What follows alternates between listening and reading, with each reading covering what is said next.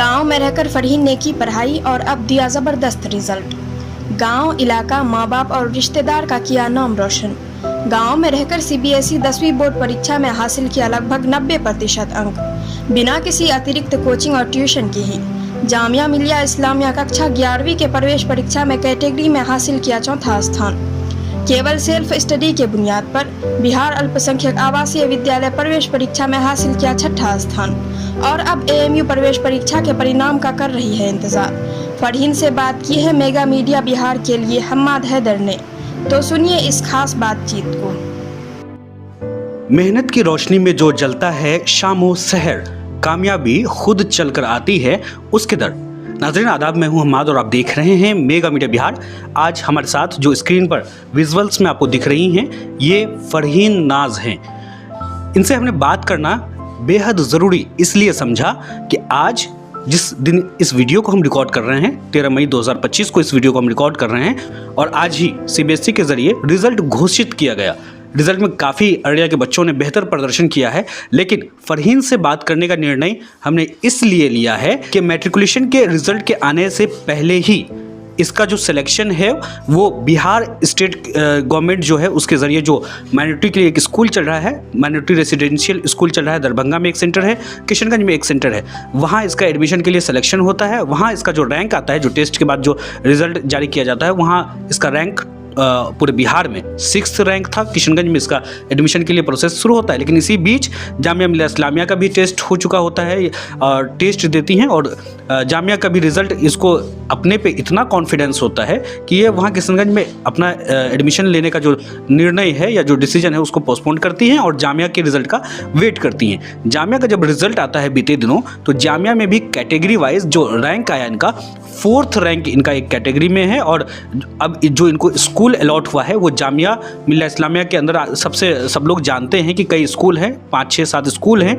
उसमें से Jamia senior secondary school में इनका चयन हुआ है। वहाँ वो अब 11th और 12th की पढ़ाई करेंगी। इसके अलावा और एडिशनल जानकारी ये है कि अलीगढ़ मुस्लिम यूनिवर्सिटी का भी रिजल्ट का ये वेट करेंगे, लेकिन रिजल्ट आने में काफ़ी समय लगेगा और अलीगढ़ के एडमिशन प्रोसेस का जब तक शुरुआत होता है उससे पहले जामिया के क्लासेस भी शुरू हो जाते हैं, तो वो अभी पहले जामिया जाके एडमिशन लेगी। बहुत बहुत स्वागत है फरहीन मेगा मीडिया बिहार पर। कैसा लग रहा है? बहुत अच्छा लग रहा है। 3 रिजल्ट है। मैट्रिकुलेशन में आपको 90% से प्लस मार्क्स आया है। उसके बाद माइनॉरिटी स्कूल में आपका सिलेक्शन होता है, 6th रैंक वहाँ आता है। उसके बाद फिर जामिया मिलिया इस्लामिया का रिज़ल्ट आता है, वहाँ आपका कैटेगरी में 4th रैंक है। तो इतनी तैयारी कैसे किए थे?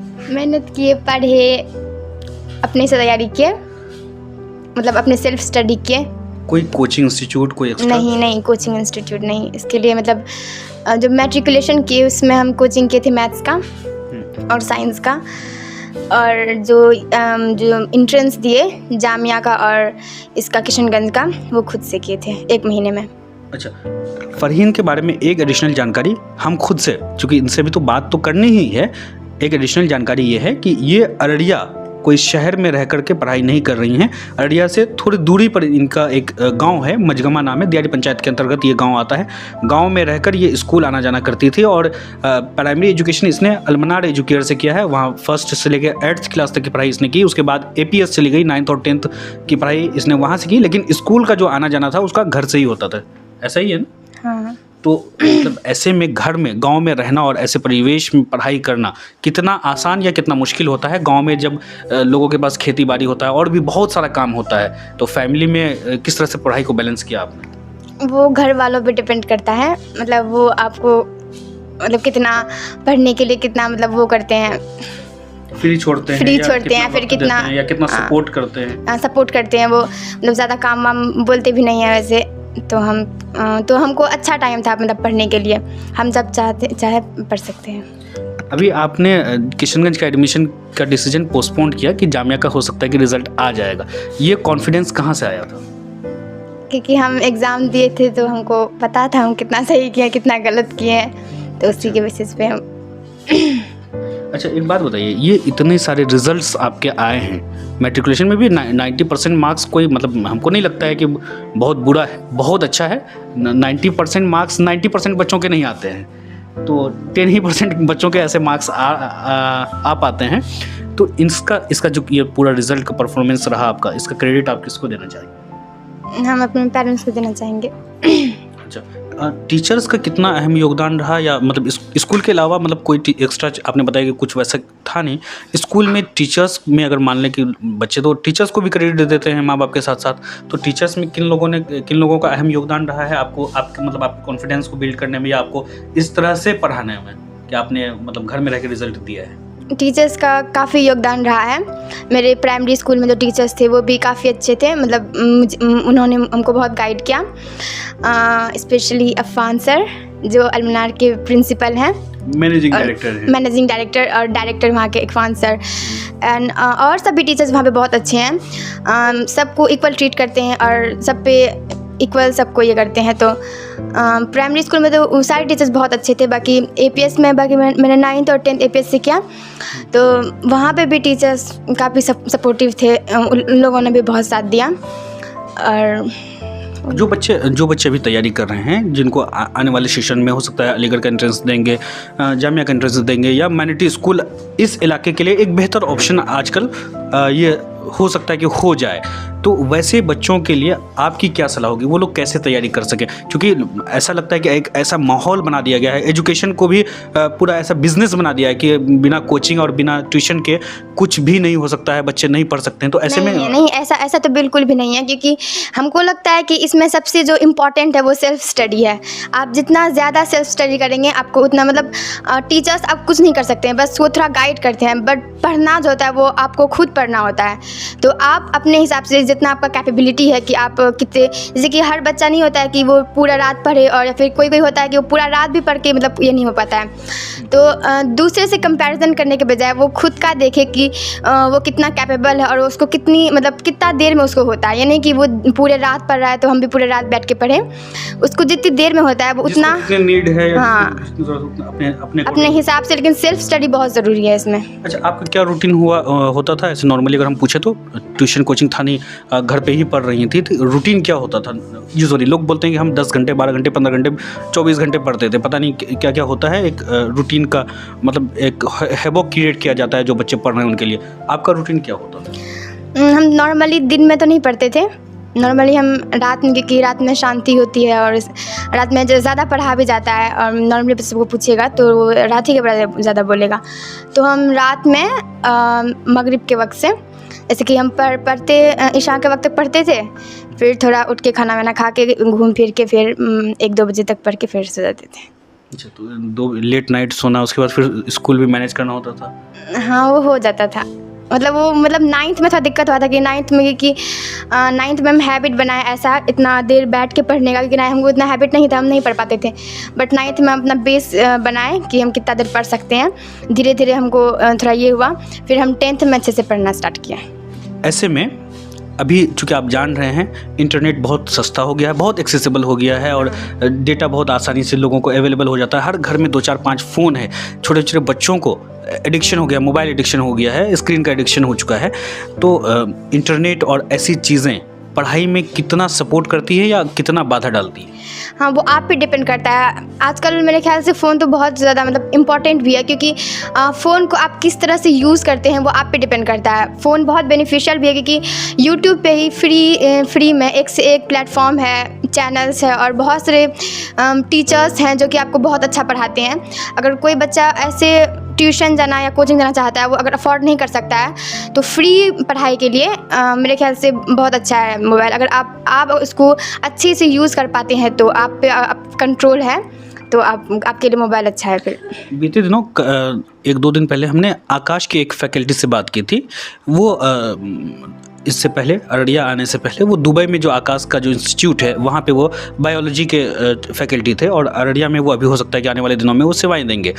उनसे जब हमने बात की थी तो उन्होंने कहा था कि इंटरनेट बहुत अच्छा सोर्स ऑफ इंफॉर्मेशन मतलब हो सकता है, लेकिन स्टूडेंट्स के लिए बहुत ज़्यादा घातक इसलिए भी है कि वहाँ मिस इन्फॉर्मेशन बहुत ज़्यादा है। तो बच्चों को इंटरनेट के साथ साथ बुक पर ज़्यादा रिलाई करना चाहिए। इस बात को आप किस हद तक मानते हैं? हाँ, ये तो है कि मतलब बुक ज़्यादा इम्पॉर्टेंट है, क्योंकि इंटरनेट से हम लोग सिर्फ थोड़ा गाइड ले सकते हैं। उसे कुछ समझ नहीं आ रहा तो उतना भी नहीं कि फ़ोन में ही मतलब हर चीज़ करना है। रेफरेंस के तौर पर फ़ोन का यूज़ कर सकते हैं, बाकी बुक तो ये है कि बुक पढ़ना ज़रूरी है। चूँकि आप इतने धमाकेदार आप रिजल्ट दे रही हैं और पूरा फैमिली में खुशी का माहौल है आपका, हमने लोगों से हम मिल रहे हैं, तो आगे फ्यूचर गोल क्या है? फ्यूचर में क्या करना चाहती हैं आप? हम लॉ करना चाहते हैं। अच्छा, लॉ करना चाहती हैं। अभी जामिया मिल्लिया इस्लामिया में आर्ट्स में आपका सिलेक्शन हुआ है? जी। तो उसके बाद फिर मतलब जामिया में ही रहना है या क्लैट वगैरह कुछ इस तरह की चीज़ें? क्लैट। अच्छा, तो क्लैट के लिए जिस तरह अभी आप घर में पढ़ के जामिया का एंट्रेंस निकाली हैं, उसी तरह क्लैट का भी इरादा है कि नहीं, गार्जियन का पैसा बचा देना है, इंस्टीट्यूट नहीं जाना है? नहीं, हम क्लैट का तो 1-2 बार कोशिश करेंगे, क्लैट निकालने की पूरा ट्राई करेंगे। हम अभी क्या बोले, जिस तरह से आपने गार्जियन का पैसा बचाया अभी कोचिंग वोचिंग नहीं करके, क्लैट की भी तैयारी घर पे रख के मतलब उस फ़ोन या रेफरेंस और इस तरह से करना है, या फिर नहीं कहना है इस बार पापा को कि नहीं पापा अब तो कोचिंग जाना पड़ेगा? ये तो हम नहीं सोचे हैं अभी। नहीं सोचे। तो भाई क्लैट एग्जामिनेशन बहुत टफ होता है, मेरे दोस्तों ने दिया था, इत्तेफाक से लॉ का एंट्रेंस हम भी दे रहे थे, तो हमको पता है स्टडी मटेरियल उन लोगों से लेके हम खुद पढ़ते थे। जामिया मिल्लिया इस्लामिया में इत्तेफाक से मेरा भी लॉ का एंट्रेंस निकला था, बदकिस्मती कि हम नहीं रुक पाए वहाँ।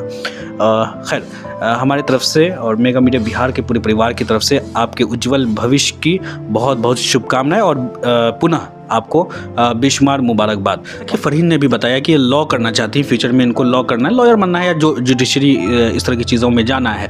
फरहीन, हम आपसे पूछना चाहते हैं कि आपने लॉ करना ही क्यों चुना है, मतलब क्या मकसद है, क्यों आप लॉ करना चाहती हैं?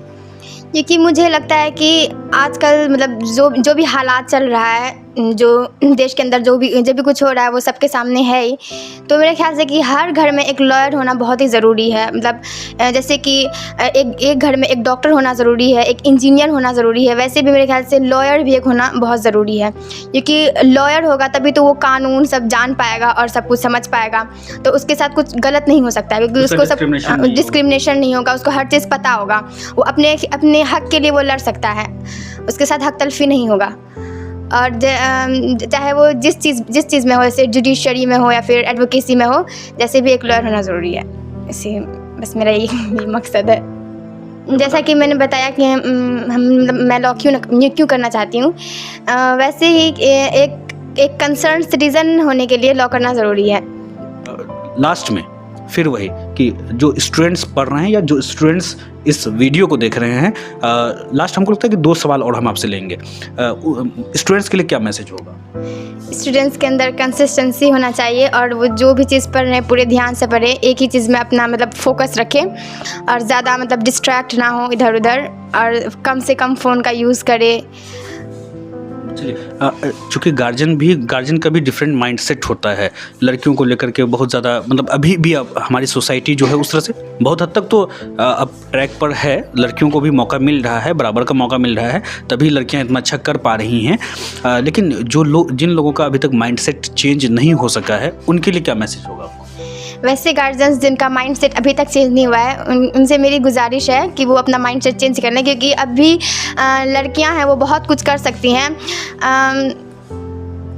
और अभी का अगर रिकॉर्ड सब अगर देखा जाए तो मेरे ख्याल से भी लड़की ही सबसे आगे है, मतलब हर चीज़ में उनको मौका मिल रहा है, तो वो अपना दिखा रही हैं, अपना बेस्ट दे रही हैं। हाँ, अपना बेस्ट दे रही हैं। लोग कहते हैं कि एक मर्द पढ़ा तो एक फ़र्द पढ़ा, और एक औरत पढ़ी तो पूरा ख़ानदान पढ़ा। तो इसलिए लोगों को भी चाहिए कि माइंडसेट चेंज करें और बच्चों को भी बराबरी का मौका दें।